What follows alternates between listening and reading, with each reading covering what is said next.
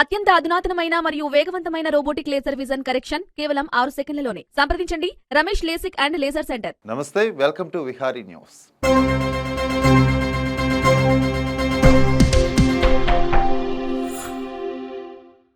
ఢిల్లీ ప్రభుత్వం ప్రభుత్వ ఆదాయాన్ని పెంచాలనే ఉద్దేశంతో 2021 నవంబర్లో న్యూ ఎక్సైజ్ పాలసీ ప్రవేశపెట్టింది. ఈ పాలసీ ప్రకారం మద్యం రిటైల్ అమ్మకాల నుంచి ప్రభుత్వం వైదొలిగి కేవలం లైసెన్స్ ఉన్న ప్రైవేటు వ్యక్తులు మాత్రమే లిక్కర్ స్టోర్లు నడిపే అవకాశం కల్పించింది. అయితే ఈ పాలసీ ప్రకారం ప్రభుత్వ ఆదాయం బాగా పెరిగింది.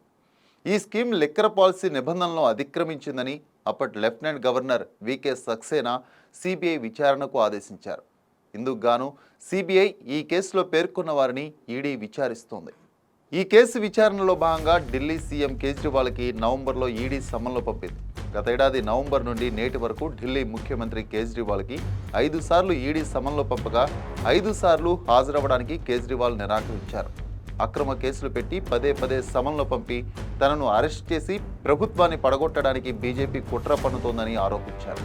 అయితే 2021లో ఢిల్లీ ప్రభుత్వం తీసుకొచ్చిన లిక్కర్ పాలసీలో నిబంధనలను తొంగలో తొక్కారని 2022 జూలైలో అప్పటి ఢిల్లీ చీఫ్ సెక్రటరీ నరేష్ కుమార్ బహిర్గతం చేశారు.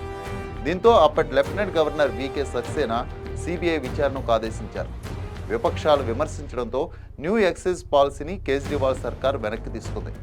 గవర్నర్ సిఫార్సు చేయడంతో 2022 ఆగస్టులో అప్పటి ఢిల్లీ డిప్యూటీ సీఎం మనీష్ సిసోడియా నివాసంలో సిబిఐ అధికారులు సోదాలు నిర్వహించి ఈడీ కూడా కేసు నమోదు చేసింది. సిసోడియా సహా 14 మందిపై సిబిఐ అభియోగాలు మోపింది. ఆ ఎఫ్ఐఆర్ ఆధారంగా ఈడీ కేసు నమోదు చేసింది. ఈ కేసులో ఇప్పటికే మాజీ ఉప ముఖ్యమంత్రి మనీష్ సిసోడియా తదితరులు అరెస్ట్ అయ్యారు.